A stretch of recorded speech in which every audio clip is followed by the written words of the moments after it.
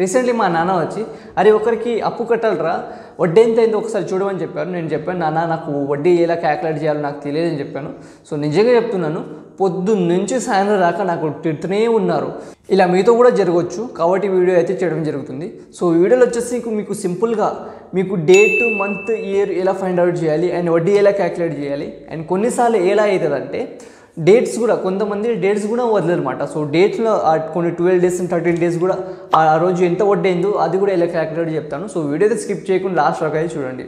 First వచ్చేసి మనమైతే ఎన్ని మంత్స్ అయింది ఎన్ని డేస్ అయింది అది అయితే క్యాల్కులేట్ చేయండి. సో మనమైతే లాస్ట్ మంత్ లాస్ట్ ఇయర్ ఇచ్చారు. సో లాస్ట్ ఇయర్ ఫిబ్రవరిలో ఇచ్చారు. సో ఫిబ్రవరి నుంచి ఈ రోజు వరకు జనవరి ఫిబ్రవరి 1 month, February to March 2nd month అలా అయితే క్యాల్కులేట్ చేస్తే ఈవెన్ 1 month కూడా అటు ఇటు అయినా కూడా మనం అయితే దూలు అయితే తీరిపోతుంది. సో కాబట్టి ఏం చేయాలంటే సింపుల్గా గూగుల్ అయితే ఓపెన్ చేయండి. సో గూగుల్ ఓపెన్ చేసినాక ఏజ్ క్యాల్కులేటర్ అనేది టైప్ చేయండి. సో ఏజ్ క్యాల్కులేటర్ అని టైప్ చేసినాక ఇక్కడ ఫస్ట్ లైక్ వచ్చిందిగా, సో దాని మీద ట్యాప్ చేయండి.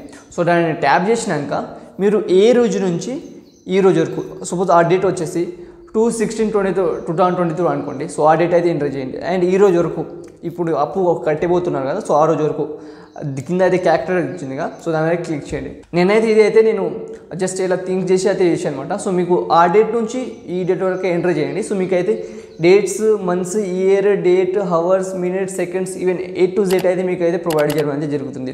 సో నాది అయితే 1 year 1 month 30 days అయింది. సో నెక్స్ట్ వచ్చేసి 13 months 30 days అయితే అయింది. సో మీరు అయితే ఇది క్యాల్కులేట్ చేయకుండా సెకండ్ వన్ వచ్చిందిగా, సో ఇదైతే చూస్ చేసుకోండి. ఇంత 13 months 13 days అయితే అయింది అనమాట. సారీ 13 months 30 days అయితే అవుతుంది. సో ఇది పక్కన అయితే రాసుకోండి. ఇంత 13 months 30 days అయితే అయిందన్నమాట. సో అది రాసుకొని ఇప్పుడు వచ్చేసి మీరు ఎంత అప్పు తీసుకున్నారు, ఎంత 1,20,000 అప్పు తీసుకున్నారు అనుకోండి. వడ్డీ వచ్చేసి ఎంత 5 rupees అనుకోండి. అండ్ ఎన్ని మంత్స్ అయింది 13 months 30 days అయితే అయింది కదా.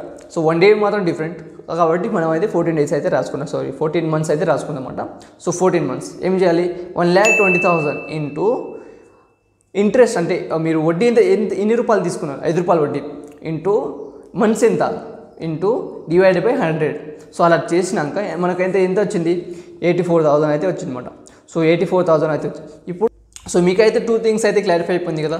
ఫస్ట్ వచ్చేసి ఆ డేట్ నుంచి ఈ డేట్ వరకు ఎన్ని డేస్ అయింది ఎన్ని మంత్స్ అయింది అది తెలుసుకున్నారు. ఏజ్ క్యాల్కులేటర్ ఓపెన్ చేయాలి. జస్ట్ ఆ డేట్ను ఎంటర్ చేసి ఈ డేట్ ఎంటర్ చేస్తే మనకైతే ఈజీగా అయితే వచ్చేస్తుంది అనమాట. ఒకసారి సింపుల్గా చెప్పేస్తాను చూడండి.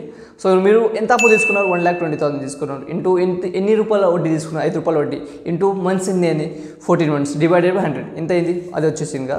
సో ఇప్పుడు వచ్చేసి కొన్నిసార్లు 12 months 12 days 13 days 15 days 17 days అలా అయితే ఉంటుందిగా. కొంతమంది ఈవెన్ డేస్ ఉన్నాయి కదా, సో అది కూడా క్యాల్కులేట్ చేయమని చెప్తారు. సో దానికి ఇలాంటి అదైతే చాలా ఈజీ మాట. సో మీరు ఫస్ట్ వచ్చేసి మీరు ఎంత అప్పు తీసుకున్నారు 1,20,000 తీసుకున్నారు. వడ్డీ ఎంత 5 రూపాయలు ఇంటూ 1 month అయితే ఎంటర్ చేయండి. 1 month ఇంటూ డివైడెడ్ బై 100 అయితే చేయండి. ఎంత అయింది 6,000 అయితే అయిందన్నమాట. సో 6,000 రాసుకోండి పక్కన 6,000 అని రాసుకోండి.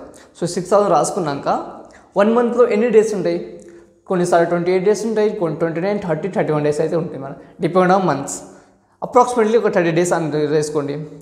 6,000 డివైడెడ్ బై 30 days ఎంత అయింది 200 అయితే వచ్చిందన్నమాట. సో 200 ఇంటూ పర్ డే మనకు వడ్డీ అయితే అవుతుంది. పర్ డేకి మనకైతే 200 వడ్డీ అయితే అవుతుంది అనమాట.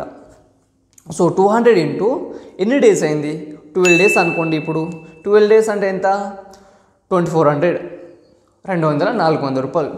సపోజ్ 200 ఇంటూ 25 days అయింది అనుకోండి ఎంత అయింది 5,000. ఇలా అయితే మీరు డేట్స్ కూడా క్యాల్కులేట్ అయితే చేయొచ్చు అనమాట. సో ఇది అంటే సింపుల్ మాట.